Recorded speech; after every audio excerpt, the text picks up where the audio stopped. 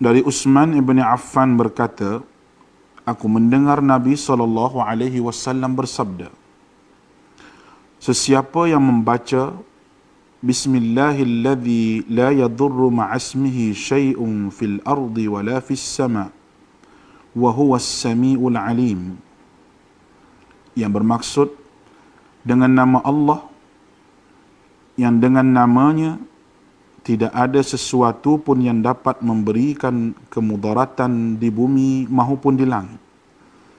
Dialah yang maha mendengar lagi maha mengetahui.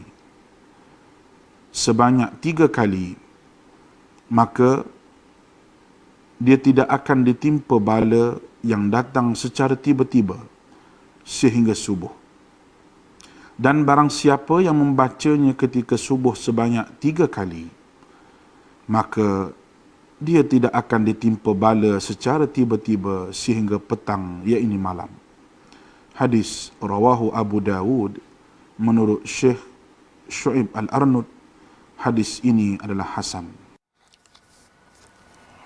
Bismillahirrahmanirrahim. Assalamualaikum warahmatullahi wabarakatuh. Salam sejahtera diucapkan kepada anak-anak pelajar yang dikasihi sekalian.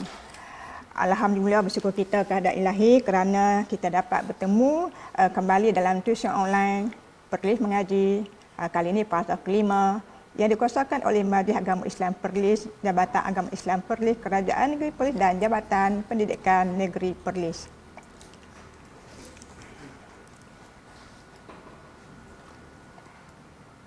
Baik, seperti biasa cikgu ialah Cik Bahagia binti Mak Arsyad dari Pusat Tingkatan 62 SMK Syed Alwi. Baiklah, anak-anak pelajar sekalian, apa khabar? Semoga kita sentiasa bersedia untuk mengikuti pelajaran. Tambahan pula, sekolah akan dibuka tidak lama lagi ya, insya-Allah. Baik, hari ini cikgu masih berbicara tentang bahasa Melayu, Kertas Bahasa Melayu semester 2, kodnya 910 Palang 2. Baik, fokus kita pada hari ini adalah tentang tajuk 29, iaitu proses penerbitan ayat. Ini merupakan tajuk akhir dalam bab sintaksis. Baik, sebelum kita meneruskan PDP kita atau pelajaran kita, eloklah kita lihat hasil pembelajaran. Di sini terdapat 4 hasil pembelajaran berkaitan dengan proses penerbitan ayat, iaitu A. menjelaskan konsep ayat terbitan, B. mengenal pasti proses penerbitan ayat, C. menganalisis ayat terbitan, D. menganalisis dan membina ayat berdasarkan rajah pohon, dan E. membina ayat terbitan mengikut proses yang betul. Ya, jadi soalan-soalan peperiksaan nanti akan berdasarkan ke-5 hasil pembelajaran ini, terutamanya dalam soalan objektif ya. Jadi janganlah anak-anak pelajar abaikannya. Baik, kita lihat ada 3 jenis proses penerbitan ayat dalam bahasa Melayu. Baik, yang pertama, proses pengguguran. Yang kedua, proses perluasan. Dan yang ketiga, proses penyusunan semula. Jadi anak-anak pelajar sekalian, terpulanglah kepada anak-anak pelajar untuk mereka singkatan atau akronim supaya kita mudah ingat ketiga-tiga proses ini sebagai proses penerbitan ayat. Jadi kalau kita lihat ni banyak P ya, ada 2 P, proses pengguguran ada 2 P, proses perluasan pun ada 2 P, proses penyusunan pun ada 2 P, cuma tambah S semula. Jadi baiklah sendiri untuk memudahkan kita ingat ketiga-tiga ini ialah proses penerbitan ayat. Baik, mari kita lihat yang pertama, proses pengguguran. Baik, apakah maksud proses pengguguran? Pengguguran ialah proses menggugurkan atau menghilangkan sesuatu unsur dalam binaan ayat itu. Ayat yang digugurkan atau dihilangkan itu tidak wujud lagi dalam ayat yang terhasil. Terdapat 4 jenis proses pengguguran, iaitu baik, yang pertama, pengguguran frasa nama sebagai subjek. Kedua, pengguguran frasa predikat. Ketiga, pengguguran frasa nama yang mendahului frasa relatif. Dan yang keempat, pengguguran kata nama yang menjadi inti frasa nama subjek. Baiklah, mari kita lihat keempat-empat proses pengguguran ini. Baik, pengguguran frasa nama sebagai subjek. Pengguguran frasa nama sebagai subjek boleh berlaku dalam ayat tunggal dan ayat majmuk. Dalam binaan raja pohon, simbol bulatnya palang akan digunakan untuk menunjukkan berlakunya pengguguran atau penghilangan tersebut. Terdapat dua jenis pengguguran frasa nama sebagai subjek, iaitu A. Subjek kata ganti nama di kedua dalam ayat perintah. Baik, iaitu kata ganti nama di kedua yang berfungsi sebagai subjek dalam ayat perintah digugurkan. B. Subjek yang serupa dalam ayat majmuk, iaitu dalam pembentukan ayat majmuk, subjek ayat yang serupa akan digugurkan. Baik, mari kita lihat satu persatu dua jenis pengguguran ini. Baik, A. Pengguguran subjek kata ganti nama diri kedua dalam ayat perintah. Di sini ada dua contoh ayat. Yang pertama, kamu makanlah dahulu. Jadi apabila kita gugurkan subjek kata ganti nama di kedua kamu, maka ayatnya menjadi makanlah dahulu. Baik, kemudian kita lihat ayat kedua. Awak pergi dari sini. Jadi apabila kita gugurkan subjek kata ganti nama diri kedua iaitu awak, maka ayatnya menjadi pergi dari sini. Baik, kita ingat apabila kita bertemu atau kita nampak dalam satu soalan tu ayat perintah ditanyakan apakah proses berlaku, kita ingat berlakunya proses pengguguran subjek kata ganti nama diri kedua dalam ayat perintah. Baik, B. Pengguguran subjek yang serupa dalam ayat majmuk. Sini ada dua contoh. Datuk Seri Siti kaya ayat pertama, Datuk Seri Siti dermawan ayat kedua. Baik, kan kita jadikan sebagai ayat majmuk, maka Datuk Siti hanya diulang sekali je, iaitu Datuk Seri Siti kaya dan dermawan. Jadi dekat sini Datuk Siti ini sudah digugurkan, kita tak ulang dua kali. Begitu juga dengan contoh kedua, dia sangat pandai ayat pertama, dia rajin belajar ayat kedua. Bila kita jadikan ayat majmuk, dia kita ulang sekali je. Jadi dia sangat pandai kerana rajin belajar. Selepas kerana ni ada dia tapi kita tak gugurkan.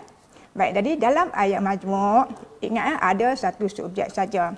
Jadi kalau soalan bertanyakan apa bentuknya, maknanya kita jawablah pengguguran subjek yang serupa dalam ayat majmuk. Jelas ya? Baik. Yang berikut ni ialah rajah pohon berkaitan dengan pengguguran subjek kata ganti nama diri kedua dalam ayat perintah. Baik, kita lihat rajah pohon yang pertama. Jadi ini bentuk asal ayat perintah yang mengandungi kata ganti nama diri kedua, itu awak. Awak ni ialah subjek frasa nama. Pergi dari sini ialah predikat frasa kerja. Sebab pergi ialah kata kerja dan segitiga ini menunjukkan frasa. Okay? Kalau frasa kita buat segitiga, lepas tu dari sini. Baik, sekarang kita lihat pengguguran yang berlaku, apakah bentuk rajah pohonnya. Okey, ini kedudukan sama juga rajah pohon, cuma yang berbeza ialah sini awak ni telah kita gugurkan, maka ada tanda, ada simbol yang menunjukkan pengguguran berlaku, iaitu bulat kita palang. Yang ni mesti kekal, jadi ayatnya akan bunyi pergi dari sini. Okey, itulah rajah pohon yang menunjukkan berlakunya pengguguran subjek kata ganti nama diri kedua dalam ayat perintah. Baik, kita lihat pula pengguguran frasa predikat. Pengguguran frasa predikat terbahagi kepada dua jenis, iaitu A. Pengguguran seluruh predikat, iaitu ia melibatkan predikat yang terdiri daripada frasa nama, frasa kerja, frasa adjektif dan frasa sendi nama yang serupa. Baik, B pula ialah pengguguran bahagian-bahagian predikat. Baik, ada beberapa bahagian frasa predikat boleh digugurkan. Baik, iaitu 1. Oleh diikuti oleh frasa nama dalam ayat pasif. 2. Kata bantu yang serupa. 3. Frasa nama sebagai objek yang serupa. Dan 4. Frasa nama sebagai objek selepas kata kerja yang membawa makna adjektif. Baik, mari kita lihat satu persatu. Baik, pengguguran seluruh predikat. A. frasa nama yang serupa. Baik, contoh ayat. Teja setiausaha syarikat dan Mira setiausaha syarikat. Pada bahagian predikat ini ialah frasa nama. Tapi kedua-dua ayat ni ada frasa nama serupa. Jadi apabila kita transformasikan, kita gugur frasa nama serupa, tinggal satu saja, ayatnya menjadi Teja dan Mira setiausaha syarikat. Setiausaha syarikat di sini kita dah gugurkan. Okey? Kita kekalkan setiausaha syarikat pada bahagian kedua ayat. B. Frasa kerja yang serupa. Contoh ayat. Adik Ali belajar di Jepun dan sepupunya belajar di Jepun. Baik, di sini pada bahagian predikatnya ialah frasa kerja. Yang ini pun ada frasa kerja yang sama. Jadi kalau kita bina ayat majmuk, kita gabungkan hanya wujud frasa kerja satu saja. Baik, adik Ali dan sepupunya belajar di Jepun. Jadi belajar di Jepun di sini sudah mengalami pengguguran. Baik, kita lihat C pula. Frasa adjektif yang serupa. Baik, contoh ayat. Adik sangat pandai atau abangnya sangat pandai. Nampak ada dua persamaan. Bahagian predikat ni, frasa adjektif sama. Jadi apabila kita transformasikan, ia hanya menjadi sangat pandai ni tinggal satu saja. Jadi ayatnya berbunyi adik atau abangnya sangat pandai. Mana sangat pandai di sini sudah digugurkan. Baik, kita lihat di frasa sendi nama yang serupa. Baik, contoh ayat.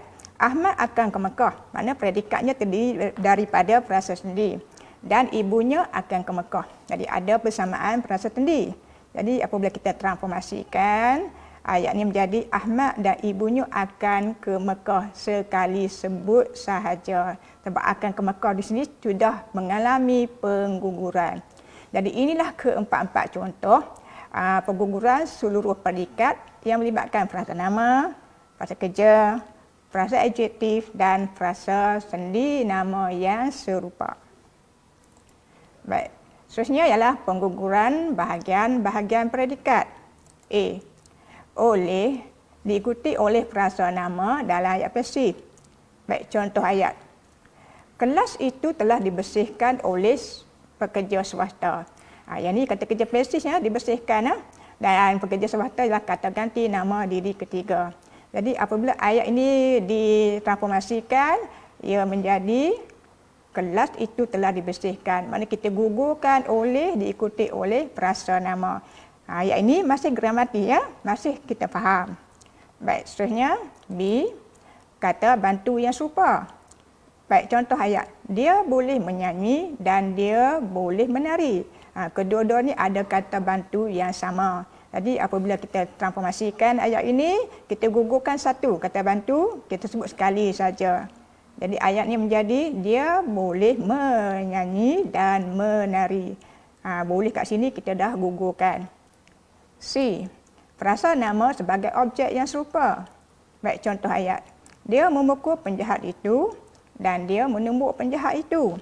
Di sini ada objek yang sama saja. Jadi apabila kita tukar ayat ni, kita gugurkan bahagian objek yang satu lagi, maka ayatnya berbunyi dia memukul dan menumbuk penjahat itu. So sekali sebut sahaja penjahat di sini, lepas memukul kita gugurkan. Baik, seterusnya di frasa nama sebagai objek selepas kata kerja yang membawa makna adjektif. Baik, contoh ayat. Kejadian itu sungguh menakjubkan kami. Baik, kita akan gugurkan kami. Kami ni objek. Jadi ayatnya menjadi kejadian itu sungguh menakjubkan. Kami dah kita hilangkan. Baik, macam mana kita nak kenal kata kerja ini membawa makna adjektif? Nampak tak di sini sebelum menakjubkan ni ada kata penguat. Jadi kata penguat tu menandakan kata kerja selepas itu membawa makna adjektif. Jadi objek selepas itu memang kita boleh gugurkan dan ayat itu masih gramatis dan dipahami. Jadi ini dah keempat-empat contoh pengguguran bahagian predikat sebab bukan semua kita gugurkan pada bahagian predikat. Baik, mari kita lihat contoh Raja Pohon. Pengguguran Frasa nama sebagai objek selepas kata kerja yang membawa makna adjektif. Baik, ini raja pohonnya. Kejadian itu ialah subjek frasa nama. Sungguh menakjubkan kami ialah predikat frasa kerja. Jadi sungguh kata penguat, menakjub kata kerja. Baik, sekarang kita akan gugurkan bahagian FN2 objek ini. Jadi raja pohon yang baru menjadi begini. Nampak? Ada tanda bulat dan palang, makna berlakunya pengguguran kami. Jadi ingat, tanda bulat palang ni menunjukkan telah berlaku proses pengguguran dalam sesuatu ayat. Baik, seterusnya kita lihat pengguguran frasa nama yang mendahului frasa relatif. Ia melibatkan pengguguran frasa nama yang menjadi subjek dan mendahului frasa relatif. Baik, ayat ini mempunyai kata relatif yang pada bahagian subjek. Okey, kita lihat contoh. Baik, orang tua yang memakai songkok itu datuk saya. Sekarang kita akan gugurkan orang tua ya. Jadi ayatnya menjadi yang memakai songkok itu datuk saya. Baik, kita lihat contoh kedua. Wanita yang cantik itu isteri Ali. Sekarang kita gugurkan wanita, maka ayatnya menjadi yang cantik itu isteri Ali. Okey. Ini kita panggil subjek yang mendahului frasa relatif sebab terletak sebelum kata hubung relatif. Baik. Jadi dalam proses ini subjek frasa nama kita gugurkan. Jadi ingat kalau anak-anak pelajar jumpalah nampak ayat bermula dengan yang, ditanya apakah proses yang berlaku, maka jawapannya ialah pengguguran frasa nama yang mendahului frasa relatif. Bab mula dengan yang. Baik, kita teruskan. Pengguguran kata nama yang menjadi inti frasa nama subjek. Baik. Kata nama yang terkandung dalam binaan frasa nama iaitu inti campur penerang boleh digugurkan.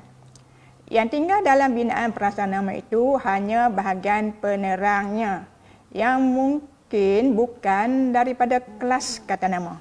Baik, mari kita lihat contoh baru kita faham. Baik, contoh. Perbuatan membuang masa ialah tabiat buruk. Sekarang kita gugurkan perbuatan. Maka ayatnya menjadi membuang masa ialah tabiat buruk. Baik, kita teruskan ya. Kejap lagi kita terangkan. Sikap boros membawa kepapaan. Baik, kita gugurkan sikap. Ayatnya menjadi boros membawa kepapaan. Maka ayat ini bermula dengan kata kerja dan kata adjektif. Membuang masa ialah kata kerja, sebab itu kita panggil bukan daripada kelas kata nama. Manakala boros ialah kata adjektif. Jadi untuk yang bahagian inilah ayat ini, pastikan ayat ini memang tidak boleh disengsangkan. Apabila tidak boleh disengsangkan bermula dengan kata kerja atau kata adjektif, kita panggil berlakunya pengguguran kata nama yang menjadi inti frasa nama subjek. Sebab kalau satu ayat itu bermula dengan kata nama atau kata adjektif tapi boleh disengsangkan, dia tak masuk dah dalam kategori proses ini ya. Jadi hati-hati ya. Yang mana boleh sengsang dan tak boleh sengsang. Kalau yang tak boleh sengsang memang masuk dalam proses ini. Baik, jadi selesai.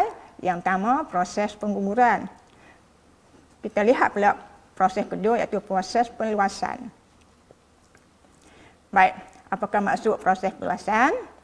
Perluasan merupakan satu cara untuk meluaskan ayat, iaitu dengan memberikan maklumat tambahan kepada bahagian-bahagian ayat sama ada dalam bahagian subjek atau predikat. Ayat yang terhasil daripada perluasan itu ialah ayat majmu'. Terdapat 4 jenis proses perluasan iaitu baik, yang pertama, perluasan frasa nama subjek. Kedua, perluasan frasa predikat. Ketiga, perluasan dengan kata hubung. Dan yang keempat, perluasan melalui proses komplementasi. Jadi mari kita lihat keempat-empat jenis perluasan ini. Baik, perluasan frasa nama subjek. Perluasan ini berlaku melalui proses relativisasi dengan menggunakan kata hubung relatif. Bahagian yang diperluaskan ialah subjek ayat. Jadi ingat anak-anak pelajar ada kata hubung yang pada bahagian subjek. Sebab itu kita panggil ia perluasan frasa nama subjek. Baik, kita lihat contoh. Budak itu adik saya ayat pertama. Budak itu membaca buku ayat kedua. Baik, sekarang kita selitkan, kita masukkan yang pada bahagian subjek. Maka ayatnya menjadi begini. Budak yang membaca buku itu adik saya.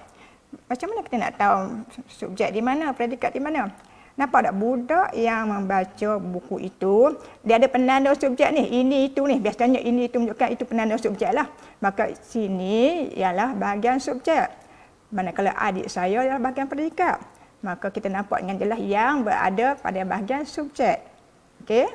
Baik, kita lihat contoh kedua. Rumah itu akan dijual, ayat pertama. Mereka menduduki rumah itu, ayat kedua. Tapi sebelum kita nak luaskan, kita kena pesiskan ayat kedua dahulu. Barulah dapat dijadikan ayat itu sebagai gramatis.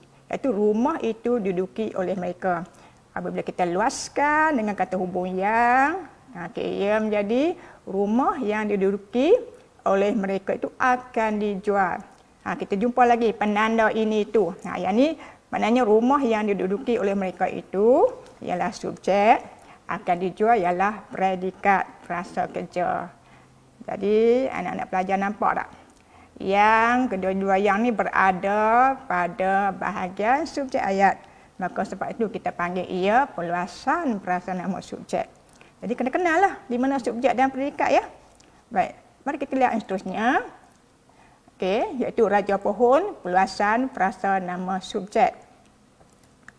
Baik, ini Raja Pohon ya. Baik, budak itu, adik saya ni ayat pertama. Budak itu membaca buku ayat kedua. Sekarang kita nak selitkan yang, dia akan menjadi Raja Pohon yang agak mudah dilihat.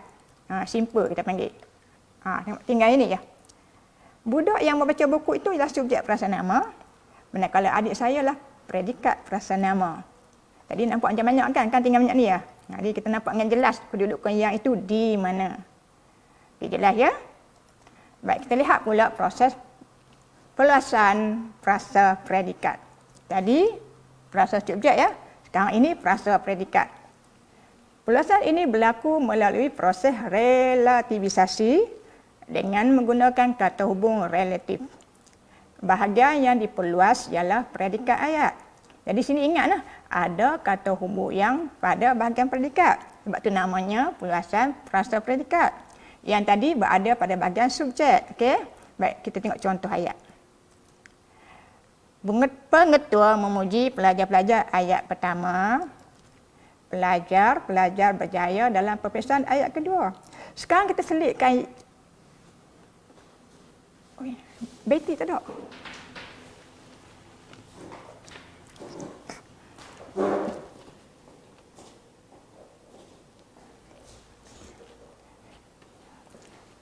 Betty habis. Betty habis. Tak, Betty habis tadi. Tadi tak ada nak habaq. Betty habis.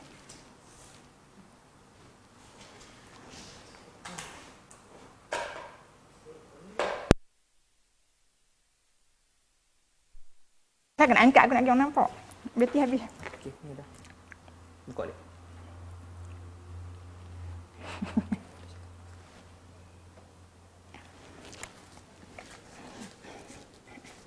Baiklah, minta maaf terkendala sebentar sebab bateri laptop ni sudah kehabisan. Baik, cikgu teruskan. Okey, buat macam mana? Baik, contoh pengetua memuji pelajar-pelajar ayat pertama. Pelajar-pelajar berjaya dalam peperiksaan ayat kedua. Baik, kan kita selitkan yang pada bahagian predikat. Maka ayatnya menjadi pengetua memuji pelajar-pelajar yang berjaya dalam peperiksaan. Jadi, di mana subjeknya? Pengetua ialah subjek. Bila mula di sini ialah predikat, frasa kerja. Maka yang berada pada bahagian predikat. Kita tengok contoh yang kedua. Mereka menaiki kereta ayat pertama. Ali memberi kereta ayat kedua. Baik, kita persiskan ayat kedua dahulu menjadi kereta dibeli oleh Ali. Baru kita dapat luaskan dengan gramatisnya ayat seterusnya. Jadi kita lihat. Mereka menaiki kereta yang dibeli oleh Ali. Mereka ialah bahagian subjek. Bila mula menaiki kereta ialah bahagian predikat frasa kerja. Jadi anak-anak pelajar nampak tak yang sekarang berada pada bahagian predikat ayat. Maka sebab itu kita panggil ia sebagai perluasan frasa predikat. Nampak jelas ya perbezaan antara perluasan frasa subjek dengan perluasan frasa predikat. Seterusnya kita lihat perluasan dengan kata hubung. Perluasan ini berlaku melalui percantuman dua ayat atau lebih dengan menggunakan kata hubung. Biasanya ia melibatkan penggunaan kata hubung gabungan dan kata hubung keterangan. Masih ingat lagi jenis-jenis kata hubung gabungan dan keterangan? Alright, kita lihat contoh. Ali berbasikal ke sekolah ayat pertama. Abu berbasikal ke sekolah ayat kedua. Baik, sekarang kita selitkan, kita masukkan, kita luaskan ayat ini dengan kata hubung. Ali dan Abu berbasikal ke sekolah. Mana sekarang dan yang diselitkan ini ialah kata hubung gabungan.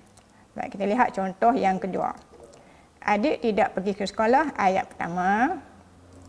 Adik sakit kepala ayat kedua. Baik, sekarang kita masukkan, kita luaskan ayat ini dengan kata hubung. Maka menjadi adik tidak pergi ke sekolah kerana sakit kepala. Okey. Kerana ini ialah kata hubung keterangan.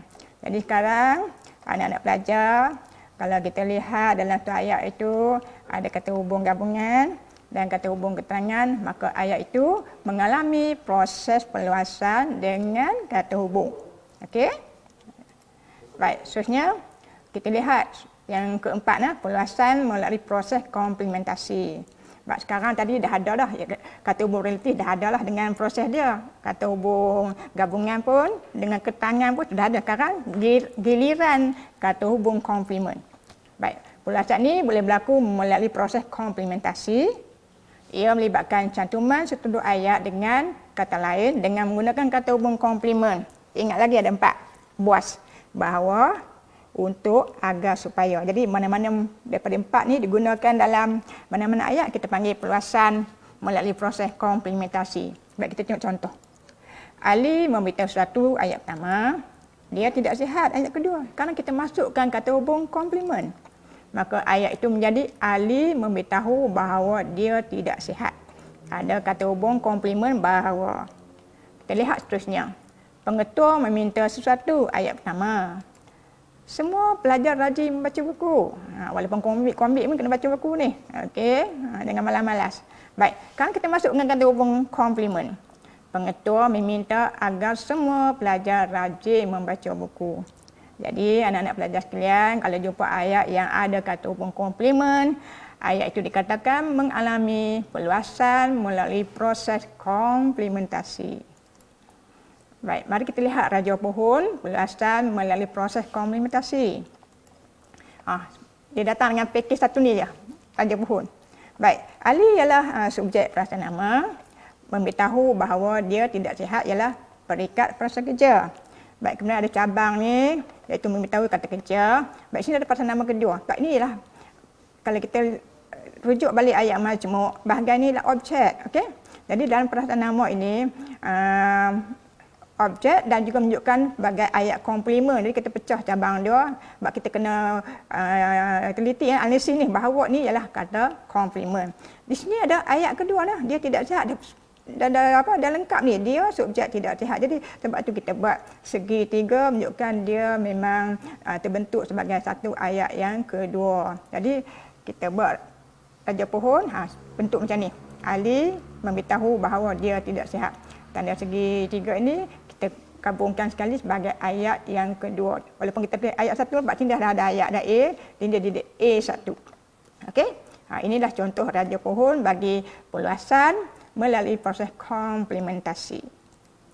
Baik, jadi selesai proses perluasan, kita sampai pada proses yang ketiga, iaitu proses penyusunan semula. Dalam proses penyusunan semula, susunan atau kedudukan ayat asal akan diubah dari segi kata atau binaan kata sehingga terhasilnya ayat yang baru. Makna ayatnya tidak berubah ya, iaitu ia masih membawa makna yang sama seperti ayat yang asal. Terdapat 3 jenis proses penyusunan semula. iaitu yang pertama, penyusunan semula perasaan nama subjek. Kedua, penyusunan semula perasaan nama objek. Dan yang ketiga, penyusunan semula melalui ayat songsang. Baik, mari kita lihat ketiga-tiga jenis penyusunan semula ini. Penyusunan semula perasaan nama subjek. Penyusunan semula ini merupakan proses mengubah ayat aktif kepada ayat pasif. Perubahan unsur yang berlaku dalam ayat pasif ini bergantung kepada jenis kata ganti nama diri yang digunakan dalam ayat itu. Baik, mari kita lihat maksud item yang kedua ini. Baik, contoh. Ali menendang bola itu ayat aktif. Baik, kita pasifkan. Menjadi bola itu ditendang oleh Ali. Ali lah kata ganti nama di ketiga. Okey. Mari kita lihat perbezaannya dengan penggunaan kata ganti nama yang lain pula. Saya menendang bola itu ayat aktif. Baik, kita pasifkan. Jadi bola itu saya tendang. Sebab saya ialah kata ganti nama diri pertama. Okey, jadi ada beza kata ganti nama di ketiga ni ada imbuhan pasif di, tapi ini tidak ada awalan saya tendang. Jadi itu dikatakan bergantung pada jenis kata ganti. Apabila kata susun semula subjek, sebab Ali dan saya adalah subjek. Jadi dalam ayat pasif kita susun, Ali sekarang berada di hujung ayat. Itu kata susun tu, subjek tu. Subjek tu telah letak pada hujung ayat. Manakala saya pula berada pada bahagian tengah ayat. Jadi kita panggil susun subjek. Subjek berada pada bahagian lain pada ayat. Jadi jelaslah kalau jumpa mana-mana ayat pasif, kita boleh tahu berlakunya proses penyusunan semula frasa nama subjek. Jadi ingat ini melibatkan ayat pasif. Baik, kita teruskan. Penyusunan semula frasa nama objek. Penyusunan semula ini merupakan proses menyusun ayat aktif yang mempunyai dua objek, iaitu objek tepat dan objek CP kepada satu objek. Okey, ini kita dah belajarlah dulu ni. Kalau lupa kena baca baliklah. Baik. Objek tepat dipindahkan ke bahagian akhir ayat dengan didahului oleh kata seni nama. Manakala objek CP diletakkan selepas kata kerja. Dalam ayat yang baru, objek CP telah menjadi objek tepat. Baik, contoh. Ali menghadiahi Ahmad sebuah buku. Baik, kan di mana letaknya objek tepat di objek CP? Okey, Ahmad ialah objek tepat sebab letaknya selepas menghadiahi kata kerja aktif. Baik, sebuah buku ni jauh sikit daripada kata kerja, maka dipanggil objek CP. Sekarang kita susun menjadi satu objek saja. Jadi ayat ini ialah Ali menghadiahkan sebuah buku kepada Ahmad. Sebuah buku tadi, objek CP, sekarang sudah bertukar menjadi objek tepat sebab letaknya selepas kata kerja. Jadi ingat kalau anak-anak pelajar nampak dalam satu ayat tu satu objek. Tapi ingat, satu objek tapi asalnya pada dua objek. Baru kita boleh anggap ini berlakunya penyusunan semula perasaan nama objek. Sebab ada juga ayat yang ada satu objek tapi dia sebenarnya bukan berasal daripada dua objek. Jadi hati-hati. Kena buat analisis. Bila menjawab soalan objektif, kena analisis betul-betul. Ayat ni boleh katakah ada penyusunan semula perasaan nama objek? Kalau kita boleh ubah menjadi dua objek, ya betul. Tapi kalau ayat tu kita tak boleh jadikan dua objek tu, bukan masuk dalam proses ini ya. Baik, kita lihat Raja Pohon, penyusunan semula frasa nama objek. Baik, kita nampak ni ya, Ali ialah subjek frasa nama, menghadiahi Ahmad sebuah buku ialah predikat frasa kerja. Hadiahi lah kata kerja, Ahmad ni frasa nama kedua. Baik, sini nampak FN2, FM3, sebuah buku ialah FN3, objek CP. Baik, kalau kita ubah kedudukan objek ini menjadi, okey nampak? Tadi menghadiahi, sekarang menghadiahkan. Sekarang sebuah buku tadi berkedudukan FN3, sekarang sudah mengambil tempat Ahmad jadi FN2. Manakala Ahmad tadi FN2, sekarang mengambil tempat FN3. Okey, kemudian ada tambahan kata sendi kepada. Okey, ini pembinaan Raja Pohon lah. Kalau diminta membina Raja Pohon dalam Pak Esra nanti, pandai-pandai lah. Anak-anak belajar buat dengan betul. Baik, seterusnya kita sampai kepada penyusunan semula melalui ayat songsang. Penyusunan semula ini melibatkan proses penyongsangan atau pendepanan predikat ayat atau bahagian-bahagian predikat. Bahagian yang dikedepankan itu ialah unsur keterangan yang hendak diberikan fokus atau penekanan. Baik, contoh ayat. Adik saya masih belajar di dalam bilik. Sekarang kita songsangkan. Masih belajar di dalam bilik adik saya.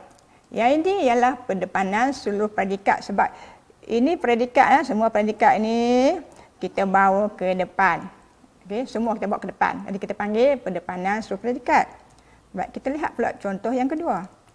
Pemuda itu pergi ke sungai. Kita songsangkan ke sungai, pemuda itu pergi. Yang ini kita panggil pendepanan sebahagian predikat. Sebab kita tak bawa semua predikat pergi ke sungai ke depan. Kita bawa unsur keterangan saja ke sungai. Pergi kekal di sini ya. Ini kita panggil sebahagian predikat. Jadi pendek kata macam inilah, jumpa mana-mana ayat songsang, maka proses yang berlaku ialah penyusunan semula melalui ayat songsang. Baik. Jadi kita selesai ketiga-tiga proses penerbitan ayat, maka terpulanglah pada anak-anak pelajar sama ada nak bina carta minda yang lengkap seperti inilah.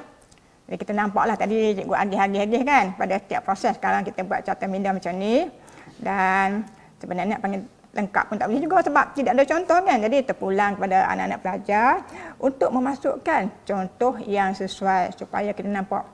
Kalau kita bina carta minda sendiri, anak-anak pelajar, kita lebih faham. Kita lihat saja. Jadi kita kena buat sesuatu, kita ambil asas carta minda, kemudian kita masukkan contoh-contoh yang mudah diingati. Kita faham. Kalau contoh ni kita tahu berlaku pengguguran apa. Kalau contoh satu lagi kita tahu peluasan apa berlaku dan seterusnya penyusunan. Jadi buatlah carta besar-besar tu, tampallah kat bilik kan. Jadi kita boleh tengok di semasa ke semasa. Jadi kawan-kawan kita buat sendiri, kita tulis sendiri, kita nampak guna 5 panca indera kan. InsyaAllah kita boleh ingat. Baik, itu dalam bentuk carta alih. Ataupun boleh buat macam ni juga. Okey, cara ringkasnya, proses pengguguran, kita highlightkan. Proses pengguguran tu kita akan nampak adanya ayat perintah, kita akan nampak adanya mula dengan frasa kerja atau frasa adjektif. Tadi ingat tadi kita guna apa tadi? Dan kita nampak ayat majmuk. Mana berlakunya pengguguran di situ. Kemudian kita tengok proses penulisan. Kita pegang kata kunci ayat majmuk. Sebab memang kalau sebut ayat majmuk ni memang ada proses penulisan lah sebab kita tak kata hubung. Baik, sekarang anak pelajar. Nampak tak di sini ada ayat majmuk ni kat proses pengguguran pada? Dekat proses penulisan pada? Baik, ada soalan objektif bertanyakan. Ada soalan objektif bertanyakan, yang manakah ayat yang mengalami dua proses penerbitan ayat? Jadi jawapannya apa? Ini kecekak ni.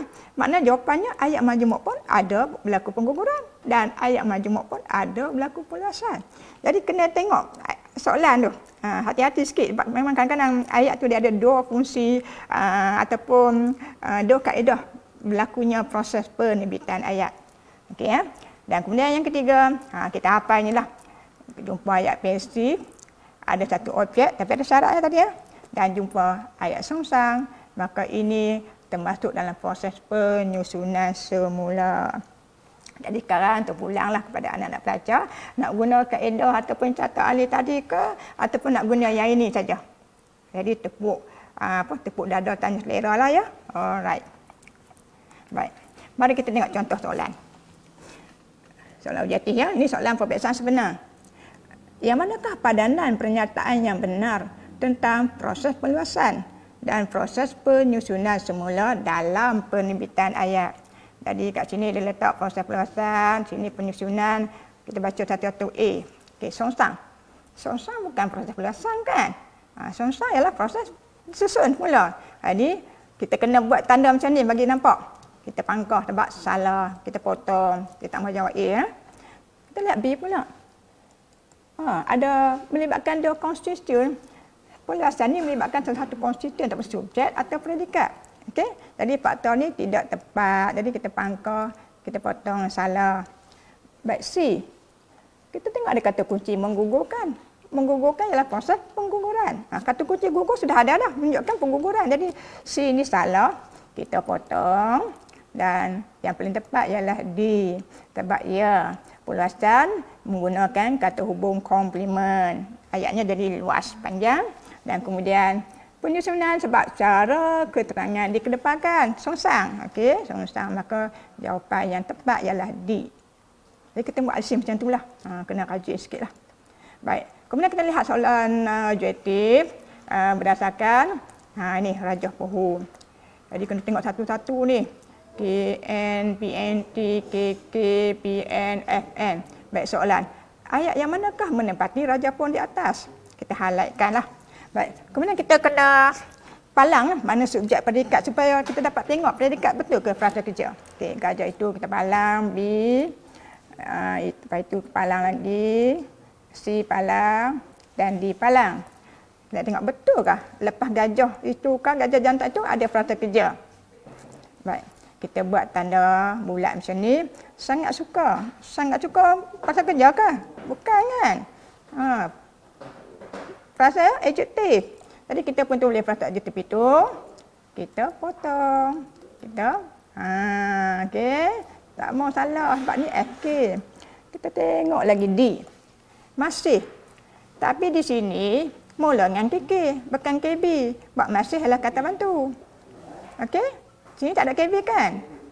Sebab kita buat kata bantu, pangka salah. Sebab aturan tu tak kena. Baik, sekarang ada C dengan B. Kita tengok di sini KN kan, ada 2 perkataan saja. Tapi B ni ada 3 kan? Maka kita dapat tahu memang tidak tepat. Sebab jawapannya C. Sebab gajah KN itu penentu memakan kata kerja. Baik, frasa nama nampak tak? Tebu madu ada 2 perkataan. 2 perkataan di bawah frasa nama. Kalau B ni tebu saja. Patutnya KK lah. Dan di tepi tasik atau di pagar memang betul. Jadi yang paling tepat ialah C. Jadi kenal lah. Anak-anak pelajar kena kenal satu-satu ni. KN tu apa, KK apa, FN semua tu ya. Jadi kita kena belajar baliklah bahagian frasa lah. Tajuk frasa kan, ada kan. Baik, seterusnya ialah contoh soalan struktur. Baik. Ini soalan perbiasa sebenar ni. Okey. Dia bagi raja pohon macam ni. Dia suruh pelajar bina satu ayat berdasarkan rajah pohon di atas. Bentuk macam tadi kan. Sebab tu kita kena ulang kaji soalan perpeksan. Pak kan kena dia soalan objektif tapi tiba-tiba dia tanya dalam soalan struktur. Dia passion macam tu. Lagi kan soalan struktur dia pergi tanya dalam soalan objektif. Jadi kita tak boleh kata tak payahlah sudah keluar dalam perpeksan kan. Bukan. Kadang-kadang pengubah ni dia ada trik dia kan. Okey. Baik. Jadi kalau kita tengok ni nak jawab apa ni? Ada 5 kan. Jadi kalau logik akal ada 5 perkataan iaitu pelajar KN itu ialah penentu penentu ini itu tersebut boleh. Baik, KB kata bantu sedang, kata kerja membaca, KN buku. Jadi ini contoh contoh jawapan. Kalau nak buat kanak-kanak itu pun boleh, gadis itu pun boleh. Kalau tak mau buat sedang, nak buat masih pun boleh, belum pun boleh. Jadi mana-mana yang bersesuaian dengan rajah pohon ini. Baik, mari kita lihat ke-8 calon. Biasalah bukan semua orang skor markah penuh 2. Baik. Pertama A, tokok tambah perkataan. Sebab kalau kita ikut logik akal ada 5 perkataan jadi pelajar pergi tambah di sini. Contohnya adik saya itu. Dah jadi apa? Frasa nama. Okey. Ataupun ada juga tambah pelajar itu. Contohlah sedang membaca buku cerita. Dan kat sini lah KN bukan FN. Jadi hati-hati ya. Kalau kita ikut apa yang tertera di sini, senarai apa singkatan yang tertera di sini, kita ikut saja. Sebab nanti kita akan buat turun cabang, kita akan nampak ada 5 perkataan saja. Okey ya. Baik, B tak kenal ni apa ni BNT ni. Mungkin pada masa tu ingat tak keluar kan soalan raja pohon. Jadi abaikanlah senarai singkatan yang ada tu. Jadi tak ingat PNT ni ialah penentu, contohnya ini itu. Ada yang letak yang pada, letak dan pada, maka automatik jadilah ayat majmuk. Dan kan ini bukan ayat majmuk. Okey. Nak tengok KH pun tak ada kat sini. Jadi hati-hati jangan cuai. Baik. Seterusnya kita lihat pandu asas membina raja pohon. Jadi tentukan itu mesti ada atas kan. Tentukan bawah itu ada subjek predikat. Okey. Kejap lagi cikgu jemput raja pohon tu. SP. Di bawah S tu perasa apa dah? FN ke, FK ke, FA ke, FF. Predikat. Perasa apa pula ada? Kebiasaannya raja pohon ni FN campur FK. Kebiasaan lah nah. Baik. Kemudian di bawah pola FN atau FK tu kita masukkan golongan kata apa ada ataupun perasa apa ada. Jadi gunakan singkatannya betul ke? Yang keempat gunakan singkatan betul. Singkatan ni semua dalam buku narai tu. Jadi kita lihat yang mana popular, yang biasa tanya kita hafal betul-betul singkatan tu. Baik. Kemudian yang kelima, pastikan raja pohon yang dilakar menepati analisis transformasi generatif. Sebab pada tahun 2013 kalau tak silap cikgu ada diminta melukis raja pohon. Jadi macam-macam fashion lah raja pohon tu. Ada lekuk-lekuk macam awal, ada kotak bersegi-segi, macam-macam. Dan kan dalam raja pohon sebenar, dia kosong. Okey, dia kosong. Tak ada lah lekuk-lekuk bunga ke apa, tak ada. Okey, jadi kita tengok. Baik. Akhir di bawah tu, tuliskan ayat yang berkenaan. Di raja pohon tu kena ada. Sebab kalau tak ada ayat tu, hilanglah markah penuh. Okey, mari kita lihat. Contoh macam ni lah. Batu pala SP, di bawah SP tu binaannya pola apa? FN ke, FP ke? Tadi kita buat satu-satu. Cikgu ambil contoh yang tadi, sekarang cikgu sempurnakan. Ada ayat di bawah. Nampak tak? Ada pelajar yang mula dari bawah. Terpulanglah kepada kebolehan, kemahiran masing-masing. Ada yang mula dari atas sebab dah tahu di mana subjek predikat. Jadi ada dalam tarik dari bawah. Okey. Macam-macam lah fashion style tapi asalkan betul tak apa. Okey. Pemirsa akan nampak apa nak belajar bina dari mana atas ke bawah. Okey. Alright. Jadi inilah bentuk raja pohon yang sepatut kita bina. Ada tak kotak-kotak lekuk-lekuk bunga kawan? Tak ada kan? Dia kosong macam ni. Kecuali yang tiga tadi ialah frasa. Okey, jelas ya? Baik. Kita sampai tajuk yang akhir iaitu analisis konstituen terdekat. Setakat ni jelas ya? Jadi tengoklah video ni sekali lagi untuk mudahkan pemahaman. Baik. Apakah maksud analisis konstituen terdekat? Baik. Analisis konstituen terdekat merupakan satu analisis bahasa untuk melihat hubungan terdekat antara unsur yang membina sesuatu binaan, khususnya frasa. Kita pakai frasa, okey? Hubungan terdekat antara unsur itu diperlihatkan oleh tanda ni. Panggil tanda apa ni? Okey, simbol apa ni? Yang ni kena ada. Baik. Tanda ini digunakan untuk menunjukkan dekat atau rapatnya hubungan antara sesuatu unsur dengan unsur tertentu berbanding dengan unsur lain.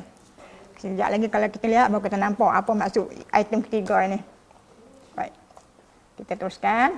Baik. Ini ada dua contoh. Baik. Pertama, tentukan setiap frasa dulu. Ni cikgu buat warna ni menunjukkan frasa. Frasa apa ada? FN ke, FK ke, bagiannya. Lepas tu kita letak tanda. Menunjukkan frasa tu memang lengkap. Baik, sini FN-nya, ayah, FM. Kita buat tanda garisan macam ni. Kemudian, menghantar wang ialah frasa kerja. Jadi kita terus buat tanda tu. Ini tadi. Kemudian, kepada adik ni ialah frasa sini nama. Jadi kita buat satu lagi tanda macam ni. Dia lengkap. Analisis lengkap. Baik, sekarang kita sambungkan lah.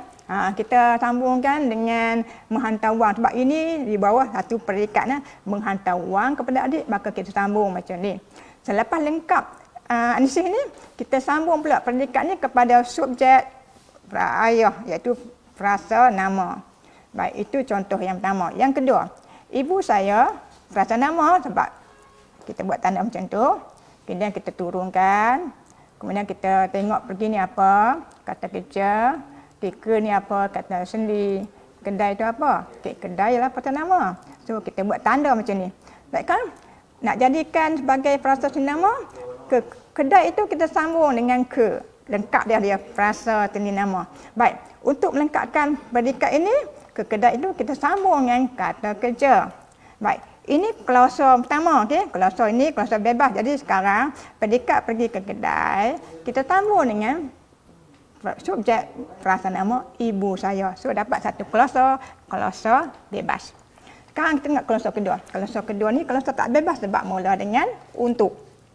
Baik. Kita tanda sebagai KH. Kita buat garisan. Kemudian kita lihat membeli ni apa. Kata kecil. Baik, sini warna hijau ni ialah perasa nama. Okey, kita buat tanda macam ni. Sekarang kita sambung perasa nama ni dengan membeli. Membeli barang dapur. Sekarang membeli barang dapur sambung pula dengan KH. So lengkap klausa tak bebas ini. Apabila lengkap klausa tak bebas, kita sambung dengan klausa pertama, klausa bebas. Jadi macam tu. Tapi kalau rajin buatlah, insya-Allah tak susah sebab ada tahun berkenaan memang ada calon skor markah tinggi ya. Markah penuh, okey, markah penuh. Soalan ni pernah keluar dalam pembiasaan. Okey, kita akan lihat. Baik, apabila anak-anak pelajar dah buat tanda-tanda ni, kita kena buanglah. Okey, janganlah pula kekalkan. Kita buang. Baik, ini supaya kita tak silap letak tanda analisis konsisten itu. So, FM kita buang. KK buang, KS buang, FM buang, KS buang, KK buang, FM buang. Jadi bersihlah jawapan kita. Tanda di atas tu dah kita, sebab berkat ada markah tanda tu sebagai guideline kita lah, panduan kita supaya kenal mana dia perasa. Baik, itu contoh. Baik. Contohnya kita lihat contoh soalan objektif. Soalan pembiasaan sebenarnya taklah susah. Okey. Baik. Anak saudara Puan Zarina melanjutkan pelajaran ke luar negara. Yang manakah analisis konsisten terdekat yang betul bagi ayat di atas? Baik, kita highlightkan, dia tanya analisis konsisten terdekat. Baik, kalau kita lihat A. Ini betul ni. Anak saudara okey, perasaan nama Puan Zarina betul, melanjutkan pelajaran betul, tapi kat sini nampak satu tak kena. Sebab luar negara perasaan nama, tapi dia tak sambung macam ni kan. Jadi kita dah tahu salah dah analisis konsisten tersebut. Kita palang. Baik, B. Ini betul lah. Tiba-tiba dia ni, dia jadi lain. Kita dah tahu dah. Anak saudara tidak duduk dalam satu analisis konsisten yang betul. Maka kita pangkar. Tak betul lah. Apabila B pun salah macam ni, C pun serupa, dah tahu. Pun salah. Okey, potong.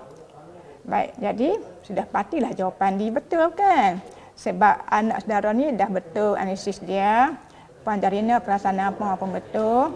Melanjutkan pelajaran pun betul ialah perasaan kerja. Baik, di sini nampak tak? Sudah ada kata nama duduk dalam satu analisis, maka digabungkan dengan kata sendi, maka inilah perasa sendi nama. Okey, mudah kan? Okey, insya-Allah. Baik. Sekarang kita lihat contoh soalan struktur. Jadi inilah yang pada masa inilah ada pelajar yang boleh skor markah tinggi 3. Okey, mungkin tak tahulah, mungkin mereka sebut soalan kononnya tahun itu akan keluar soalan kan berkaitan dengan analisis konsisten terdekat. Baik. Kita lihat ni. Kos kertas semakin meningkat sejak akhir-akhir ini. Berdasarkan analisis konsisten terdekat, tunjukkan hubungan yang membina ayat di atas. So, macam cikgu kata tadi, kita buat tanda macam ni. Kos kertas FM, kemudian kita letak simbol dia, kemudian semakin meningkat ialah FK, kita buat analisis konsisten macam ni. Kemudian sini ialah sejak ni ialah kata sendi. Baik, akhir-akhir ini ialah perasa nama. Jadi sekarang untuk menjadikan ia sebagai perasa sendi nama, kita gabungkan akhir-akhir ini dengan sejak. Baik, untuk melengkapkan predikat ini dengan semakin meningkat ini, kita sambung dengan FK. Maka lengkaplah predikat ini. Selepas lengkap kita sambung analisis. Ini kita sambung predikat ini dengan subjek perasaan nama kos kertas. Maka inilah dia jawapan yang sepatutnya. Baik, ini tanda merah kan? Okey. Tanda merah ni kan padam. Dengan tulis pula. Okey, ni cikgu ulang kali ini guideline kita supaya kita tak silap buat analisis struktur. Ni kita pun padamlah tulis dengan pensel. Okey, senang kita nak padam. Baik, kita buang FN, kita buang FK, kita buang KS, kita buang FN. So, jawapan dia dah cantik, tak ada gangguan. Okey, bukan ada markah pun yang tadi yang atas tu. yang ada markah di sini. Hasil ketepatan kita membina analisis konsisten terdekat. Ada pelajar tanya, kalau terlupa nak buang ni macam mana? Tak apa lah, okey. Tapi janganlah tak cantik lah analisis konsisten kita. Sebab mereka akan tengok bahagian ini ni. Okey. Yang di atas ni mereka tak kisah sangat lah. Tapi kalau boleh padam lah. Sebab tu bila ketua pengawas umum 10 minit dah sekarang. 10 minit tu bukan kita duk kali buat soalan lain. 10 minit tu persediaan kita nak semak semula. Nak semak soalan objektif, tengok betul tak betul ke, ataupun tak hitamkan lagi jawapan objektif ke. Kemudian kita tengok struktur, kok kita tertinggal mana, tak ada jawapan ke, tersilap, kita boleh betulkan. Sebab tu diumumkan 10 minit dari sekarang. Okey. Sebab tu kita kena set betul-betul masa 1 jam 30 minit. Jadi kita jangan buang masa banyak sangat. Jadi pelajar yang bersedia tu memang dia akan cepat jawab. Sebab dia tahu bila, kita ingatlah kawan cikgu ceritalah. Pelajar tu boleh jawab soalan semester 2 daripada 1 jam 30 minit. Dia boleh buat 30 minit saja. Tapi apakah putusan peperiksaan dia? Kamu tahu, dia skor A. Nampak? Skor A sebab dia memang bersedia. Lagipun memang dia budak cemerlang lah. Okey. Jadi itu kehebatan dia. Okey, baik. Jadi alhamdulillah PDP kita tentang tajuk proses penerbitan ayat sudah selesai. Dengan ini bermaksud semua silibus kita tentang bab sintaksis telah dapat dihabiskan dan disempurnakan. Okey. Jadi selepas ini bolehlah kita bersiap sedialah untuk mengulang kaji soalan-soalan peperiksaan STPN yang lalu. Ingat ya, soalan-soalan STPN yang lalu amat penting sebab kadang-kadang diulang semula. Sama ada dalam bentuk yang sama ataupun dalam bentuk lain. Yang tadi mula-mula tu dalam soalan objektif boleh jadi soalan struktur. Yang soalan struktur mungkin boleh jadi dalam soalan objektif. Jadi jangan abaikan yang ni. Jangan pertikailah kalau cikgu nak buat ulang kaji soalan STPN kata dah keluar dah. Tapi kita tak tahu sebab ada berlaku satu ketiga tahun sebelum tu macamlah contoh 2016 keluar. Tiba-tiba 2017 ditanya semula. Okey. Jadi kita tak boleh abaikan perkara ini. Okey, baik. Jadi sebelum itu di sini ada latihan pengukuhan untuk disiapkan anak-anak pelajar sekalian 2 dalam 1. Kenapa panggil 2 dalam 1? Mari kita tengok. Baik, contoh. Kanak-kanak itu menggerakkan ibunya yang sedang tidur di bilik. Ada 2 arahan soalan. Baik A. Bina satu raja pohon berdasarkan ayat di atas. Jadi anak-anak pelajar buat dulu raja pohon, jawab dulu berdasarkan ayat di atas. Lepas siap raja pohon, pergi pula lihat bahagian B. Berdasarkan analisis konsisten terdekat, tunjukkan hubungan yang membina ayat di atas. Kita buat statement kedua, langkah kedua. Jadi pendek kata, kita ada kemahiran dah. Raja pohon pun kita boleh buat. Analisis konsisten terdekat pun kita boleh buat. Jadi kita boleh fleksibel kan. Okey. Kita tak terikat nak buat raja pohon saja. Baik. Cepatnya. Baik. Jadi selamat mencuba ya. Okey. Baik, setakat inilah perkongsian ilmu daripada cikgu. Jadi jika ada salah dan silap di mana-mana, maaf jua dipinta. Yang baik tu datang daripada Allah, yang buruk tu datang daripada cikgu sendiri. Jadi selamat mengulang tadi pelajaran. Wabillahi taufiq wal hidayah. Assalamualaikum warahmatullahi wabarakatuh. Sekian, terima kasih.